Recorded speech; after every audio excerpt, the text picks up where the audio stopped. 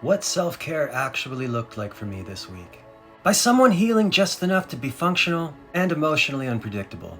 Let's talk about self-love, that glowing, crystal-soaked concept the internet keeps trying to sell us with soft lighting and bath bombs.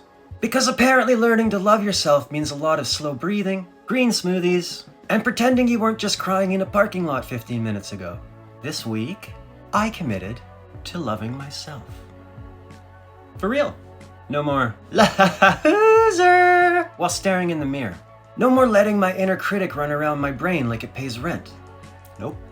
This week it was gonna be all gentle affirmations and soul care. You know, like a Pinterest version of healing. Day 1, I woke up and said, I am worthy. Then immediately my inner critic started mouthing off in my head like a drunk uncle. Ha! Worthy of what, bro? Another week of pretending you got it together? But growth is non-linear, right? I set boundaries, actually said no to someone without guilt or a 12-paragraph justification. Win! Mostly I just needed space. And because I'd entered that phase of burnout where I start neglecting simple housekeeping tasks.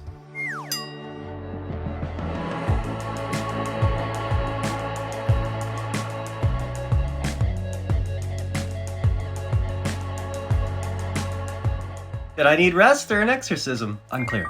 Still, the boundary held. I take those. Day 3, I wrote in my journal. It was less, Dear Universe, and more, what am I even doing? Followed by a skull emoji and a doodle of a mushroom. Day 4, I did breathwork. It was supposed to calm me down, but apparently I did it wrong because I blacked out from the lack of oxygen somehow and unlocked the super embarrassing memory from 2007. 10 out of 10 for disassociating in style. Day 5, I looked in the mirror and said, I love you. Then I looked a bit closer and said, when I think of some of the choices you've made, I feel slightly repulsed. Day 6, I cried in the bath like the main character I obviously am.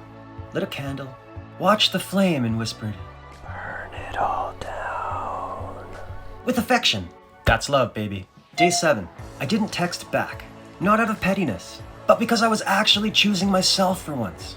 Also, I was eating cereal out of a measuring cup and listening to a graphic podcast about serial killers. Hashtag balanced. So no, it wasn't pretty. It wasn't branded. There were no jade rollers, but there was a lot of sitting in silence thinking, maybe I don't suck as much as I thought. That's what self-love actually looked like this week.